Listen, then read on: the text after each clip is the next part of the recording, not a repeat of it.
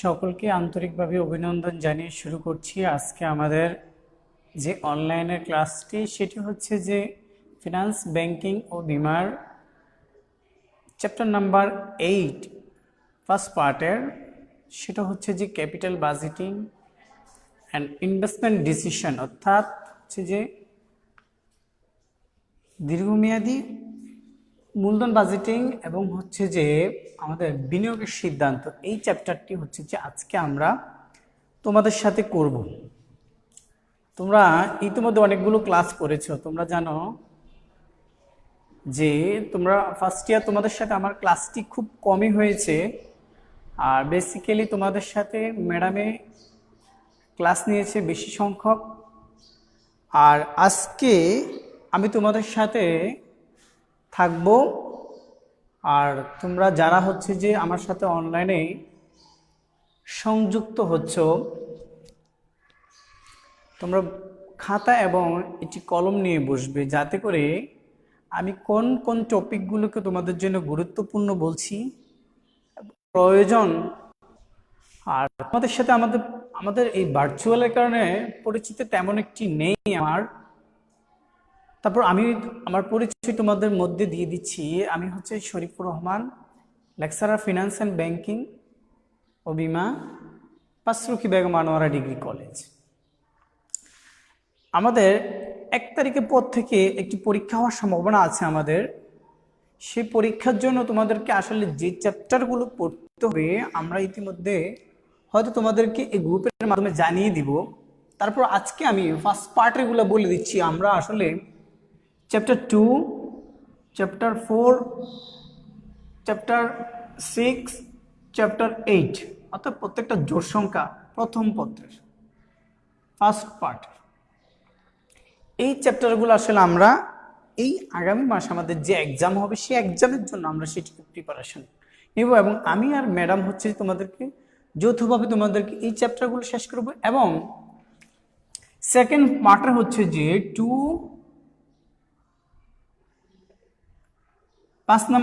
নম্বর chapter, 5 নম্বর chapter এবং 10, 12, এই চারটা করে আমরা তোমাদেরকে শেষ করার চেষ্টা করব। এবং এর মধ্য থেকে তোমাদের এক্সামটি হবে আশা করি। এবং সকল প্রশ্ন তোমাদেরকে এই চ্যাপ্টারগুলো থেকে আসলে দিতে হবে। তাহলে দেখো, আজকে আমাদের যেই কাজটুকু আমাদেরকে করতে হবে সেটি হচ্ছে যে আজকে আমরা ক্যাপিটাল বাজেটিং এবং ইনভেস্টমেন্ট ডিসিশনের চ্যাপ্টারটি তোমাদের কাছে আমি উপস্থাপন করার চেষ্টা করছি। দেখো, মূলধন বাজেটিং, এটার ইংলিশে যদি আমরা বলি সেটাকে বলছি আমরা ক্যাপিটাল বাজেটিং। এবং বিনিয়োগের সিদ্ধান্ত যখন আমরা বলছি তখন এটিকে আমরা ইংলিশে বলছি যে ইনভেস্টমেন্ট ডিসিশন। খুব মজার একটি বিষয়। দেখো, এই চ্যাপ্টারটিকে আমরা দুটি ভাগে যদি ভাগ করি, first of all capital budgeting, secondly যদি ইনভেস্টমেন্ট ডিসিশন, এই একটা অপশন, আর ক্যাপিটাল বাজেটিং একটা অংশ, দুটো অংশকে যদি আমরা ভাগ করি, দুটোকে ভাগ করে যদি আমি তোমাদেরকে যে বোঝানোর চেষ্টা করি, সেক্ষেত্রে তোমাদের বুঝতে সুবিধা হবে। ফার্স্ট অফ অল দেখো, আমরা যদি ক্যাপিটাল বাজেটিংটা দেখি, আসলে ক্যাপিটাল বাজেটিং কি, মূলধন বাজেটিং, তোমরা নবম দশম শ্রেণী তো এই চ্যাপ্টারটি করে আসছো।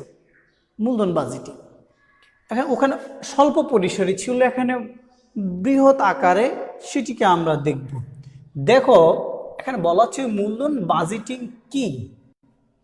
আসলে দেখো, আমরা যখন কোনো একটি জায়গায় বিনিয়োগ করতে যাই, as a businessman, as a company, as a investor, যখন আমি কোনো প্রজেক্টে অথবা কোনো প্রকল্পে অথবা যে কোনো একটা বিজনেসে যদি আমি বিনিয়োগ করতে যাই, আমার মূলধনকে আমি বিনিয়োগ করতে যাই, সেই ক্ষেত্রে আমি যে প্রকল্পটিকে নির্বাচন করব, সেই প্রকল্প নির্বাচন করার জন্য, অর্থাৎ আমি প্রকল্প থেকে যে মুনাফা অর্জন করতে চাই, সেই মুনাফা অর্জন করার জন্য আমাকে যা যা বিনিয়োগ করতে হবে, অর্থাৎ এর খরচের জন্য এই মুনাফা অর্জনের পিছনে আমার যা খরচ, সে খরচকে আমি মূল্যায়ন করার যে প্রক্রিয়া, যে পদ্ধতি, সেটিকে আমরা বলছি কি মূলধন বাজেটিং। সেটি একমাত্র কি মুনাফা অর্জনের কিন্তু বেসিসে হবে, সেটিকে আমরা বলছি কি মূলধন বাজেটিং। এবং মূলধন বাজেটিংটি কিন্তু শুধু দীর্ঘমেয়াদী অর্থায়নের জন্য হবে, নট অনলি এই শর্ট টার্ম আর মিড টার্ম। অর্থাৎ আমরা স্বল্পমেয়াদী জন্য আমরা করব না, আমরা দীর্ঘমেয়াদী বিনিয়োগের ক্ষেত্রে আমরা মূলধন বাজেটিংটি করে থাকব। তোমরা জানো মূলধন বাজেটিং যখন আমরা করি দীর্ঘমেয়াদী অর্থায়নের জন্য করি, তাহলে দীর্ঘমেয়াদী যদি বিনিয়োগের জন্য আমরা করি, সেক্ষেত্রে আমাদের কত 5 বছর থেকে তার উপরের দিকে যে বিনিয়োগটি করব আমরা, সেটিকে আমরা বলছি কি দীর্ঘমেয়াদী অর্থায়ন।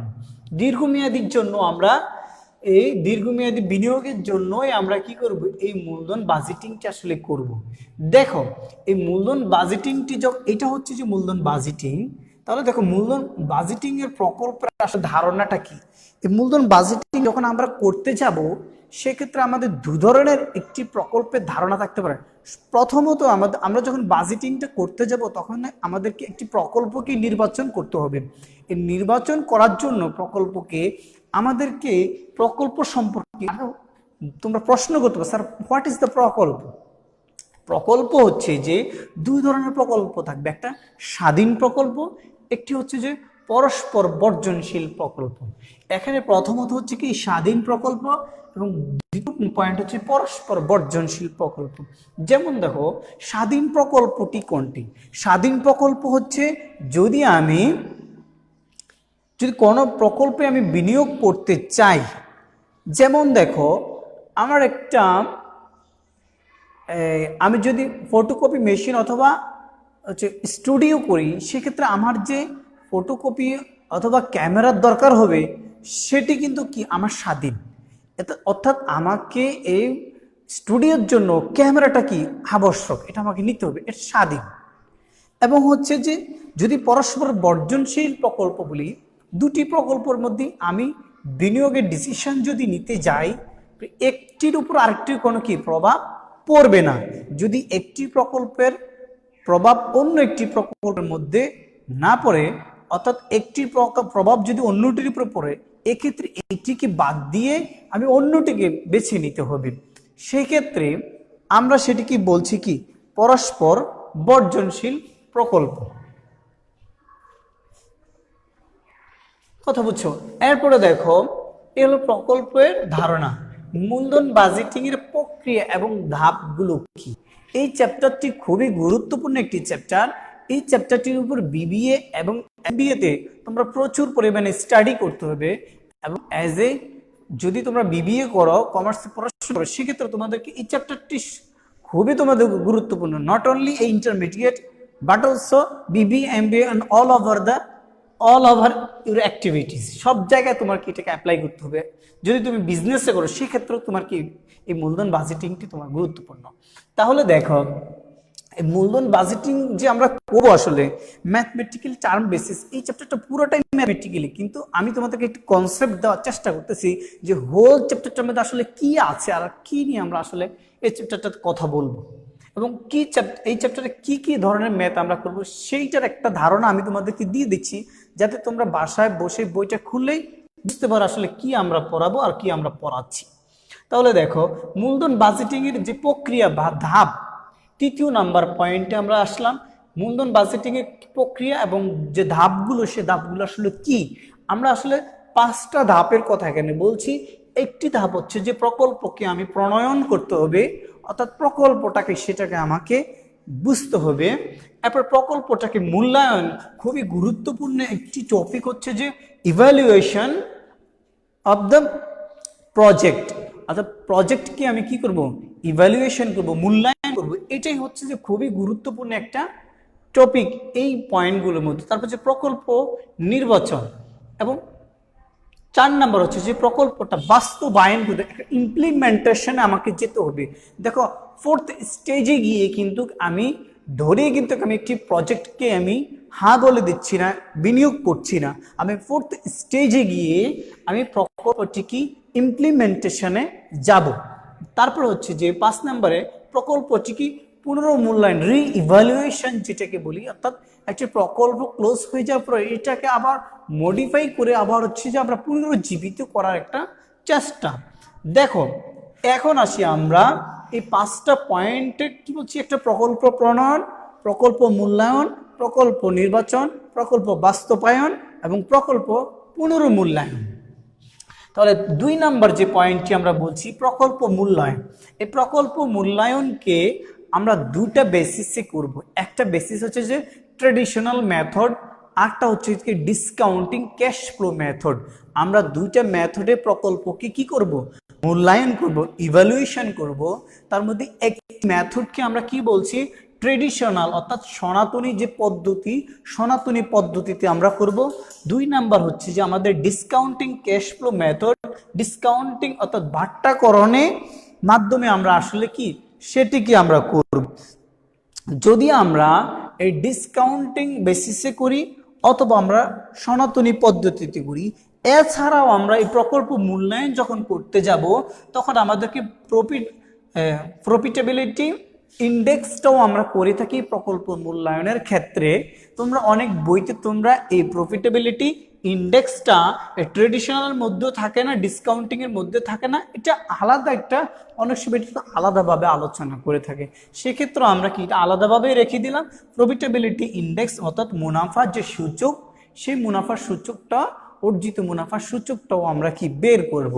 তাহলে দেখো যদি আমরা এই সনাতনী পদ্ধতিতে কাজ করতে যাই, সনাতনী পদ্ধতিতে আমরা 2টো টার্ম করব, একটি হচ্ছে যে ARR আর আরেকটি হচ্ছে যে PBP।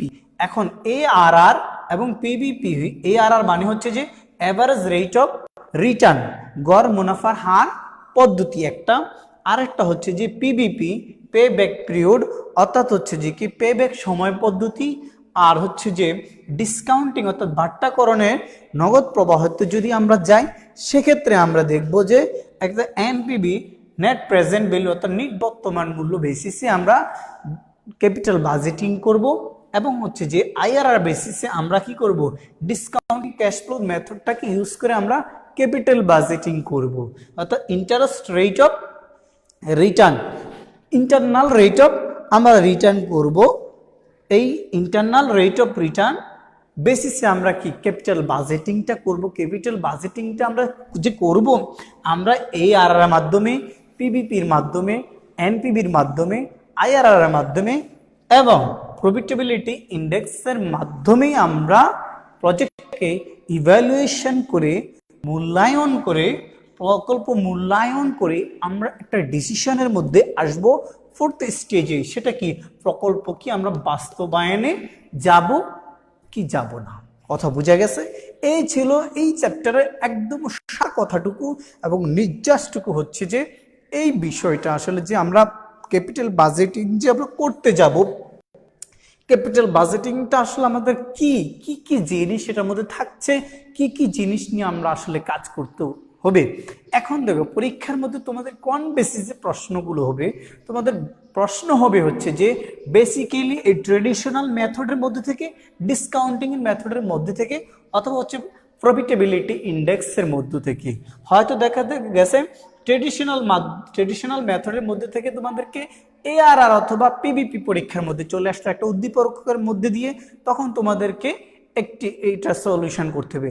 অথবা তোমাদেরকে দেখা গেছে ডিসকাউন্টিং ক্যাশ ফ্লোর মধ্যে NPV IRR করতে হবে, অথবা দেখা গেছে যে তোমাদেরকে এই চারোটাই করতে হবে, অথবা 3টা করতে হবে, অথবা যেগুলো 2টা করতে হবে। এর মধ্যে থেকেই অর্থাৎ এই পার্টটুকু হচ্ছে এই চ্যাপ্টারের ভেরি ভেরি ইম্পর্টেন্ট। কথা বুঝা গেছে?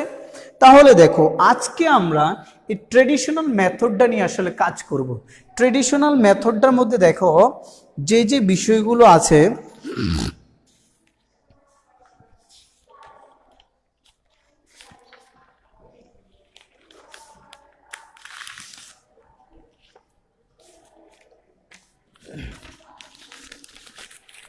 তাহলে দেখো আমরা এইটাকে আমরা মুছে আমরা একটা প্রশ্ন করার চেষ্টা করি যে একটা ম্যাথ করব, আমরা সরাসরি আমরা ম্যাথে চলে যাব। আমি তোমাদেরকে যে টপিকগুলো বোঝাবো, যদি আমার নেটওয়ার্কের কোনো সমস্যার কারণে আমার লেখাগুলো ঝাপসা দেখা যায়, অনেক সময় ঝাপসা দেখা যাওয়া যদি যায়, সেক্ষেত্রে তোমাদের জন্য গুরুত্বপূর্ণ কথা হচ্ছে যে আমার কথাগুলো মনোযোগ দিয়ে শুনবা এবং লিখে রাখার চেষ্টা করবা। আমি প্রতিটা জিনিস কিন্তু কি মুখ দিয়ে বলে উচ্চারণ করি, তোমরা এই জিনিসগুলোকে খেয়াল রাখবা যাতে করে তোমরা খাতার মধ্যে ফাইন্ড আউট করতে পারো, অথবা আমি যে যে কথাগুলো বলছি, যে টপিকগুলো পড়াচ্ছি, এর সাথে তোমরা বইয়ের কথাগুলোকে আসলে মিল করবা, বইটাকে খুলে আসলে দেখবা যে আসলে ওখানে কি কথাটুকু উল্লেখ আছে এবং স্যার যা বলেছে তার সাথে কি আসলে ঠিক আছে কিনা। এখন দেখো, আমরা যদি একটা সৃজনশীল আমরা একটা অঙ্ক করে দেখি, তার আগে দেখো, আমরা যদি ARR করতে যাই, অ্যাভারেজ রেট অফ রিটার্ন যদি আমরা করতে যাই, তাহলে অ্যাভারেজ রেট অফ রিটার্নে আমাদের সূত্র হচ্ছে যে আমাদেরকে কিন্তু এই সূত্রের মাধ্যমে, এই চ্যাপ্টারটার মধ্যে অনেকগুলো সূত্র, এই সূত্রগুলো যদি তোমরা না করো তাহলে হচ্ছে তোমাদেরকে আসলে তোমাদের সমস্যার মধ্যে তোমরা পড়ে যাবা। তাহলে দেখো, এখন আমরা আসি, ARR সূত্র হচ্ছে যে গড় কর পরবর্তী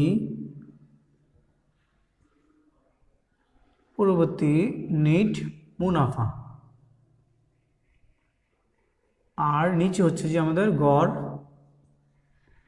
বিনিয়োগ। কথা বুঝে গেছে?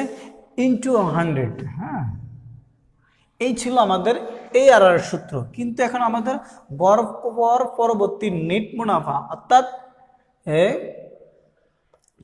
আমাদেরকে গড় কর পরবর্তী নেট মুনাফা বলছি। এখন যদি আমাদের এই গড় কর পরবর্তী নেট মুনাফা বের করতে হবে, যদি এটা মাল্টিপল ইয়ারে থাকে, যদি অনেকগুলো বছরও থাকে, তখন আমরা আসলে কি করব? তখন এই অনেকগুলো বছরকে আমরা সবগুলোকে যোগ করে এবং যত বছর তত দিয়ে আসলে ভাগ করতে হবে বছরের সংখ্যা দিয়ে। তাহলে দেখো, এখন গড় কর পরবর্তী নেট মুনাফাটা আসলে আমরা কিভাবে বের করি? এই গড় কর পরবর্তী নেট মুনাফাটা আমরা বের করি হচ্ছে যে মোট কর পরবর্তী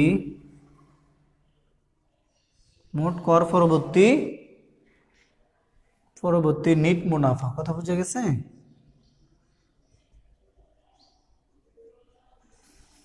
মুনাফা এইটাকে আমরা ভাগ করব হচ্ছে যে কি দিয়ে? বছরের সংখ্যা দিয়ে বা আয়ুষ্কাল দিয়ে। এটা কি আমরা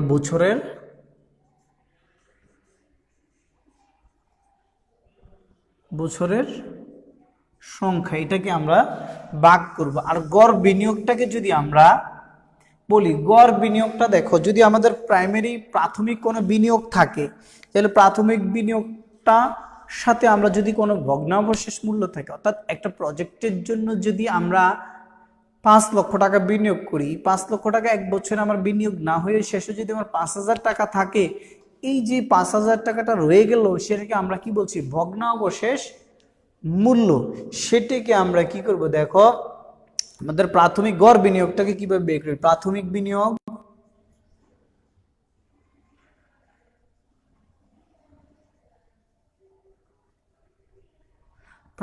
বিনিয়োগ প্লাস হচ্ছে যে কি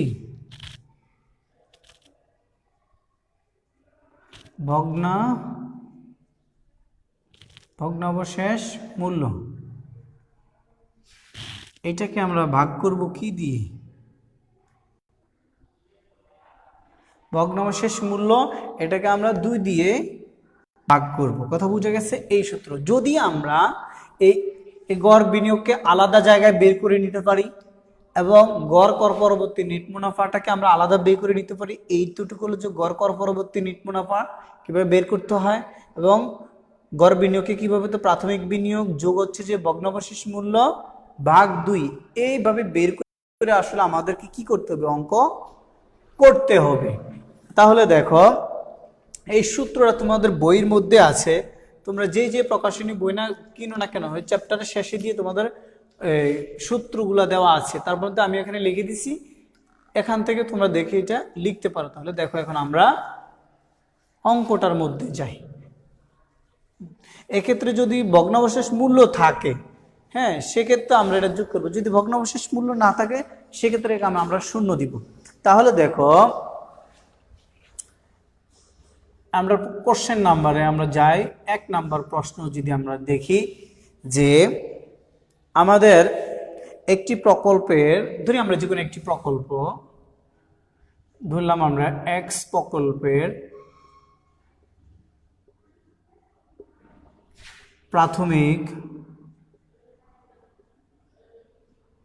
প্রাথমিক বিনিয়োগ 50,000 টাকা, 50,000 টাকা এবং ভগ্নাবশেষ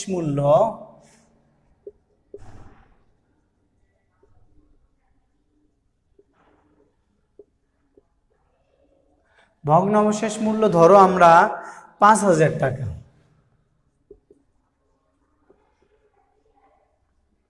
হ্যাঁ, এবং দেখো আমাদের বলেছে উক্ত প্রকল্পটি আমাদের কত বছরের জন্য, আগামী 5 বছরের পর এই উক্ত প্রকল্পের মেয়াদ লিখি আমরা, প্রকল্পের মেয়াদ 5 বছর। হ্যাঁ, উক্ত প্রকল্প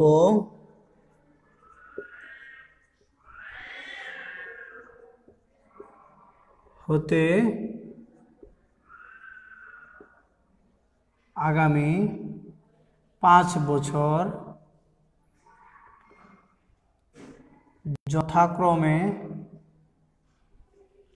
দেখো যথাক্রমে আমাদের কি কর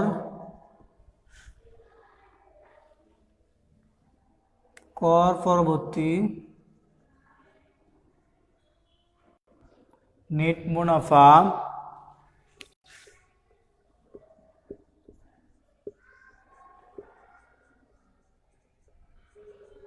পাওয়া যাবে। দেখো প্রথম বছরে আমি দেখেছি যথাক্রমে পাওয়া যাবে, প্রথম বছর ধরো 8,000, পরের বছরে আমরা যদি ধরি 5,000, তারপরে এই 7,000 এবং 6,000, 60,000 হয়ে গেছে, 6,000 এবং পঞ্চম বছরে আমাদের কত? পঞ্চম বছরে আমাদের 4,000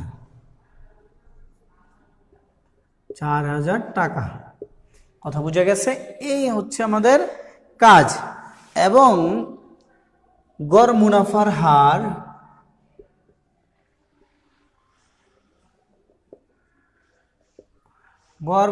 হার আমাদেরকে বলা হচ্ছে যে 15%। কথা বুঝে গেছে? এই হলো যে আমাদের কাজ। দেখো এখন আমাদেরকে বলা হচ্ছে যে 1 নম্বর প্রশ্নে বলা হচ্ছে যে প্রকল্পের গড় মুনাফার হার কত। প্রকল্পের গড় মুনাফার, আচ্ছা এটা আমি লিখি, প্রকল্পের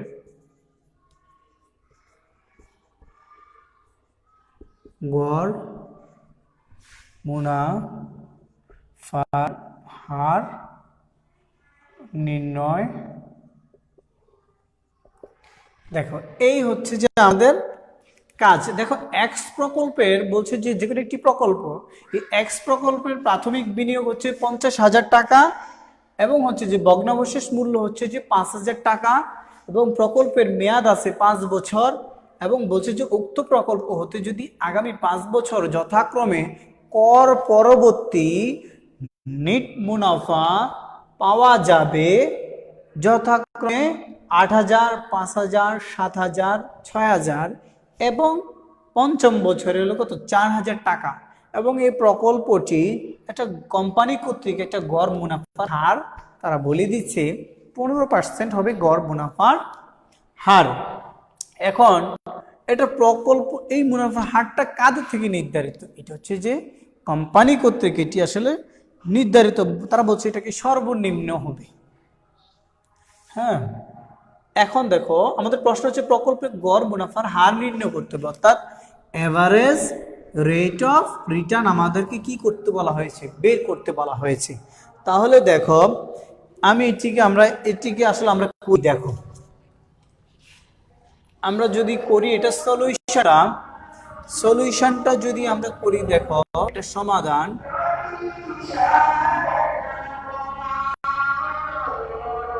সমাধানটা যদি আমরা করি, তাহলে দেখো আমরা জানি we know ARR সমান সমান গড় কর পরবর্তী নেট মুনাফা ভাগ গড় বিনিয়োগ ইন্টু কি 100। তাহলে দেখো এখন আমাদেরকে এই কাজটুকু করতে হবে। এই কাজ করতে হলে আমাদেরকে কি বের করে নিতে হবে? এই কাজ করার জন্য আমাদেরকে কি করতে হবে? কর পরবর্তী নেট মুনাফাটা বের করতে হবে। কয় বছরের আমাদের দেওয়া আছে? 5 বছরের দেওয়া আছে, এবং কত বছর মেয়াদ? আয়ুষ্কাল মেয়াদ। তাহলে এই 5 বছরের সংখ্যাগুলোকে আমরা যোগ করে 5 দিয়ে যখন ভাগ করব, সেক্ষেত্রে আমাদের কি বের হয়ে যাবে? গড় কর পরবর্তী নেট মুনাফা বের হয়ে যাবে না? অবশ্যই বের হয়ে যাবে। তারপরে গড় বিনিয়োগটা যদি আমরা করতে যাই, আমাদের প্রাথমিক বিনিয়োগ গড় বিনিয়োগের সূত্র আমরা কি বলছি? প্রাথমিক বিনিয়োগ যোগ হচ্ছে যে ভগ্নাবশেষ মূল্য। তাহলে 50,000 টাকা হলো যে প্রাথমিক বিনিয়োগ, এটার সাথে আমরা ভগ্নাবশেষ মূল্য যোগ করবো কত? 5,000 টাকা। তাহলে কত? 55,000 টাকা। ভাগ করবো আমরা কি 2 দিয়ে। তাহলে কি আমাদের বের হয়ে যাবে না? অবশ্যই আমাদের বের হয়ে যাবে। তাহলে দেখো এটা আমরা আসলে, তাহলে আমরা এটা করি, আমরা এটাকে নিচে একটু করি। এখন গড় কর পরবর্তী নেট মুনাফা সমান সমান হচ্ছে যে মোট কর পরবর্তী নেট মুনাফা, এটার সাথে হচ্ছে যে মেয়াদ বা বছর।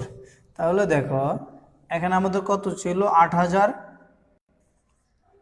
প্লাস হচ্ছে যে আমাদের 5,000 প্লাস হচ্ছে যে আমাদের 7,000 প্লাস হচ্ছে যে আমাদের 6,000 প্লাস হচ্ছে কত? 4,000।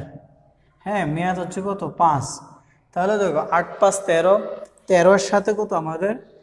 20, 20-এর সাথে 26, 26-এ 30,000, 30,000কে যদি আমরা 5 দিয়ে ভাগ করি, তাহলে হয়তো কত? 5 6 30, অর্থাৎ আমাদের কত? 6,000 টাকা করে আসলো। আমাদের কত? 6,000 টাকা আসছে কি গড় কর পরবর্তী নেট মুনাফা, অর্থাৎ উপরেরটা আমরা বের করে ফেলছি।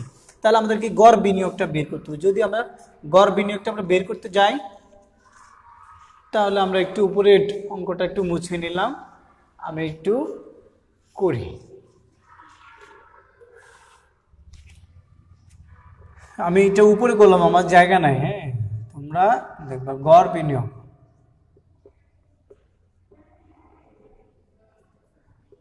গড় বিনিয়োগ সমান হচ্ছে যে আমার কি? প্রাথমিক বিনিয়োগ।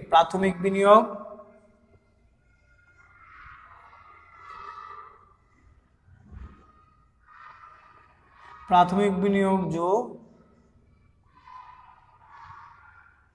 ভগ্নাবশেষ মূল্য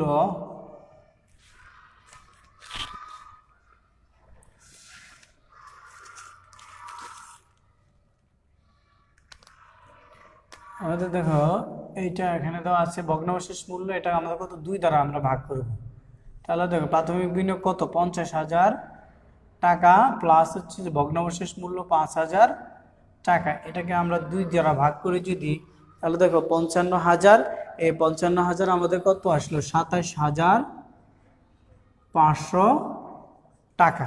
তাহলে দেখো আমরা কি পেয়ে গেছি, গড় বিনিয়োগও পেয়ে গেছি, আমরা গড় কর পরবর্তী নিট মুনাফাটাও পেয়ে গেছি 6,000 টাকা। তাহলে এখন আমরা ARR এর মধ্যে আমরা যখন এই দুটো বসাই দিব তাহলে আমাদের অঙ্কটা হয়ে যাবে না? অবশ্যই হয়ে যাবে। তাহলে দেখো এখানে আমরা তাহলে মান বসাইয়ে নিই। আমরা পেলাম কত, এই এভারেজ, এই যে গড় কর পরবর্তী নিট মুনাফা আমরা পেলাম হলো যে 6,000 টাকা, আর হচ্ছে গড় বিনিয়োগ আমরা পেলাম 27,500 টাকা, ইন্টু কি আমরা 100 করব। তাহলে দেখো আমাদের কত আসতেছে, আমরা এই 6,000 টাকাকে 27,500 টাকার দ্বারা যদি আমরা ভাগ করি এবং 100 দিয়ে আমরা গুণ করি, সেক্ষেত্রে আমাদের আসবে 21.81%। কত আসবে আমাদের? 21.81%। তাহলে হচ্ছে যে দেখো আমাদেরকে কোম্পানি কি বলেছে, আমাদেরকে কোম্পানি বলেছে সর্বনিম্ন কত হতে হবে আমাদের গড় মুনাফা হার কত, 15%। তাহলে এ থেকেও কি আমাদের বেশি হয়ে গেছে, সর্বনিম্ন মুনাফার হার হতেও কি আমাদের বেশি। তাহলে আমাদের কি প্রকল্পটি অবশ্যই কি গ্রহণ করা উচিত। তাহলে দেখো আমরা কোম্পানি যা চিন্তা করেছি 15% গড় মুনাফার হার, তার থেকে কি মুনাফার হার আমাদের এই প্রকল্পটার মধ্যে বেশি না? অবশ্যই বেশি। তাহলে আমরা কি বুঝলাম, যদি গড় মুনাফার হার যেটা দেয়া থাকবে তার থেকে যদি আমরা গড় মুনাফার হারটা বেশি হয়, কোম্পানি মুনাফার হার থেকে যদি আমাদের প্রকল্পের মুনাফার হারটি বেশি হয়, তাহলে সেক্ষেত্রে আমাদের কি হবে, এই প্রকল্পটি আমরা কি গ্রহণ করতে পারবো, অর্থাৎ বিনিয়োগের সিদ্ধান্ত নিতে পারবো। এখানে এই ক্যাপিটাল বাজেটিং এটা আমার জন্য ভালো হবে। তাহলে আমরা আরেকটা জিনিস বুঝলাম, ARR যখন কি হবে, কোম্পানির রেট থেকে যদি কোম্পানির মুনাফার হার থেকে যদি বেশি হয়, সেক্ষেত্রে আমাদের কি এই গ্রহণযোগ্য হবে প্রকল্পটা, আর যদি কম হয় সেক্ষেত্রে আমরা কি এই প্রকল্পটি আমাদের গ্রহণযোগ্য হবে না। তাহলে দেখো আজকে আমরা কি বুঝলাম, আমরা ARR এর কাজটুকু আমরা করেছি। ARR এবং হচ্ছে যে পিবিপির জন্য আমাদের আসলে দুটা সূত্র, আমাদের পিবিপিও আমাদের কাজ করতে হবে। তাহলে তোমরা তোমাদের বইতে হচ্ছে যে যত জায়গায় তোমরা ARR পাবা, আজকে ARR করার চেষ্টা করবা। যার যে জায়গাটাতে সমস্যা হবে ARR করতে আমাকে বুঝাবা, আমাকে হচ্ছে যে প্রশ্নের কোনো ছবির মাধ্যমে কমার্সিয়াল ছবিটি দিতে পারো তুলে, স্যার এই জায়গাটাতে আমার সমস্যা হয়েছে, সেক্ষেত্রে কলম দিয়ে কি ফাইন্ড আউট করবা। এবং হচ্ছে যে অথবা প্রাথমিক বিনিয়োগ, আর হচ্ছে যে প্রারম্ভিক বার্ষিক নগদ আন্তঃপ্রবাহ, বার্ষিক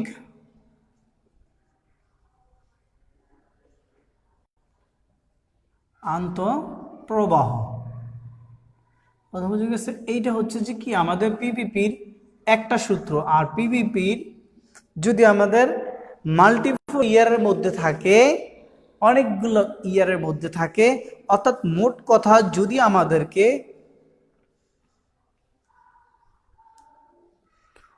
অন্য পদ্ধতি দেখো, অন্য পদ্ধতি পিপিপিটা হলো দেখো, সেটা হচ্ছে যে A plus NCU minus C/D, এই দুটা বেসিসে আসলে আমরা কি পিবিপি করব। কারণ অর্থাৎ মাল্টিপল ইয়ার যখন থাকবে, অনেকগুলো বছরের যখন উল্লেখ থাকবে, সেক্ষেত্রে আমরা সেকেন্ড সূত্রটা করব। আর যদি ফিক্সড অ্যামাউন্টে থাকে তাহলে আমরা ফার্স্ট সূত্রটার মধ্যে করব। এখন ফিক্সড কি আর মাল্টিপল ইয়ার কিভাবে আসবে সেটি আমি তোমাদেরকে আসলে নেক্সট ক্লাসে ইনশাল্লাহ করে দেখাবো। নেক্সট ক্লাসে আমরা পিবিপিটা করে আমরা আসলে এই ম্যাথমেটিক্যালি এক্সামের মধ্যে কিভাবে আসবে সেই জায়গাটিতে আসলে আমরা ফোকাস করব। তাহলে আজকে আমরা এই পর্যন্ত ক্লাসটিকে রাখছি। তোমরা অবশ্যই বাসার মধ্যে এই চ্যাপ্টার 8-এর খুবই গুরুত্বপূর্ণ একটি চ্যাপ্টার, আমি বারবার বলছি, এই চ্যাপ্টারটি থেকে তোমাদের বেশি পরিমাণে কোশ্চেন আসবে এবং খুবই very very very very important হচ্ছে যে এই ক্যাপিটাল বাজেটিং, এটা নট অনলি কি এই ইন্টারমিডিয়েট, এটা আসলে বিবিএ এবং এমবিএতে যখন যাবা তখন তোমাদেরকে আসলে এই চ্যাপ্টারের এইটার উপর তোমাদেরকে আসলে কাজ করতে হবে। কথা বোঝা গেছে? অবশ্যই তোমরা সেটিকে মনে রেখে আজকের ক্লাসটি আমি এখানে শেষ করছি। ধন্যবাদ সকলকে, সকলে ভালো থাকো, সুস্থ থাকো এবং এই প্যান্ডেমিক সিচুয়েশনের মধ্যে বাহিরে যতটা না গিয়ে তোমরা বাসার মধ্যে থাকার চেষ্টা করো, সেটি তোমাদের জন্য আসলে অধিক বেশি মঙ্গলকর হবে। ধন্যবাদ সকলকে।